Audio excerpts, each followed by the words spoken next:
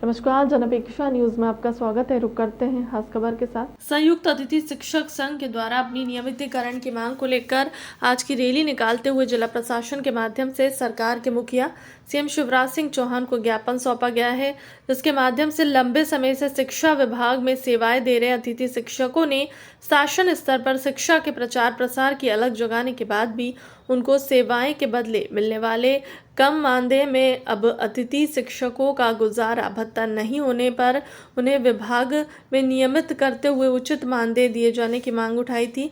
साथ ही स्पष्ट चेतावनी भी दी, इस बार वह अपनी अपेक्षा पर वह शांत नहीं बैठेंगे और जरूरत पड़ी तो सरकार को सबक सिखाने भी मोर्चा संभाल तैयार होंगे। इसमें केवल अतिथि शिक्षक ही नहीं वरन जिन्हें उन्होंने अध्ययन कराया है वह भी परिवार उनके साथ उनके समर्थन में खड़े नजर आएंगे। तो आज आप लोगों ने जन आंदोलन खोला है और कलेक्टर के पास ज्ञापन देने जा रहे हैं, क्या मांगे हैं आपकी और क्यों दिया जा रहा है? शोषित अतिथि शिक्षक मध्य प्रदेश की एक ही मांग है भाई साहब, किसी भी हाल में नियमितकरण किया जाए।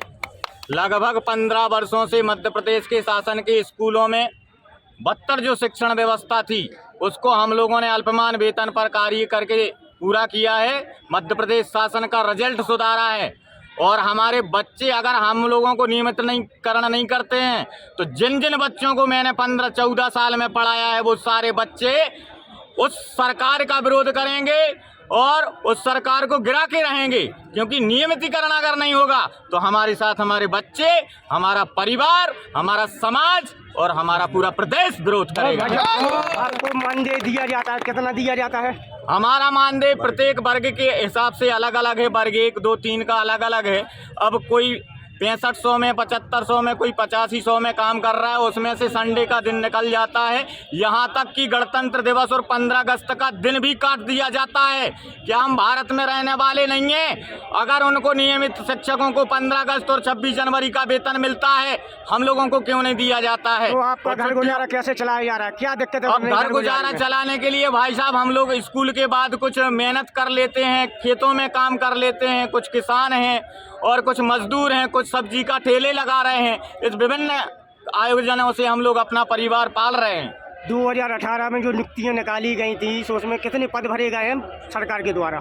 अभी 2018 का जो एग्जाम हुआ था उसमें आए हैं तो उसमें लगभग इन लोगों ने अभी तक की रिकॉर्ड में बहुत सारे पद खाली हैं। पहला जो उठी थी वर्ग 1 की बता दूं, उस समय 9000 के समथिंग कोई पूर्ति हुई थी। अब 2700 की अगली सूची उठा रहे हैं, तो ये पूर्ति नहीं है। अतिथि शिक्षक लगभग अभी देख लीजिए पूरे मध्य प्रदेश में कितने पद खाली हैं। रोजगार के लिए शिवराज सिंह चौहान ने क्या व्यवस्थाएं बनाई हैं? रोजगार के लिए कोई शून्य व्यवस्था है सरकार। अतिथि शिक्षक को देख लीजिए, शोषित अतिथि शिक्षक कहाँ जो ज्ञान को देने वाला है वो गुरु परेशान हैं, तो समाज का निर्माण कैसे होगा? मध्य प्रदेश का निर्माण कैसे होगा? क्या सब नाम लेते हैं? कल्याण सिंह लोधी बंडा। संबंध में आप लोग एकत्रित हुए थे। आज अतिथि शिक्षकों की मांग एक ही है, नियमितीकरण करे हमारी सरकार। और पूरे 52 जिलों में हमारे अतिथि शिक्षक उग्र आंदोलन कर रहे हैं। आज ज्ञापन भी सौंप रहे हैं और इस सरकार को न्याय यात्रा के माध्यम से बताना चाहते हैं कि आज हम जिस परिस्थितियों में हैं,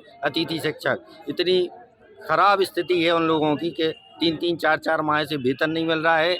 और पिछले 14-15 वर्षों से हम लोग निरंतर प्रयास करते आ रहे हैं, सरकार को आश्वासन पे आश्वासन देती जा रही है, लेकिन हमारा नियमितीकरण एक भी बार उन्होंने नहीं किया। क्या दिक्कतें बन रही हैं अतिथि शिक्षकों के साथ? अतिथि शिक्षकों की समस्या एक ही है कि बार बार हम लोग उनके पास जाते हैं, सरकार हमें आश्वासन देती है, उसका निराकरण आज तक नहीं हो पाया है। क्या मांगे हैं आपकी? मांगे यही है कि 12 माह 62 वर्ष का कार्यकाल कर दिया जाए तत्काल में, और जब आप नीति बनाएं अन्य प्रदेशों जैसी नीति बना करके हमारा नियमितीकरण करने की प्रक्रिया लागू की जाए। अगर 23 का चुनाव नजदीक आ गया है जी, अगर इस बार अगर आपकी सुनवाई नहीं होती है तो कि 23 के चुनाव में फर्क पड़ेगा क्या? बिल्कुल पड़ेगा। क्या फर्क पड़ेगा? क्या दिक्कत? पिछली बार फर्क पड़ गया था, इस बार भी पड़ जाएगा। आप खुद समझदार हैं। हम लोग अपना हक इस बार मांग रहे हैं विनम्रता पूर्वक, लेकिन आगामी समय में यदि हमारा अधिकार नहीं मिलेगा तो ये आप संख्या बल देख रहे हैं, आपको रिजल्ट पता है क्या होगा। क्या सब नाम लिखते हैं? सत्येंद्र तिवारी।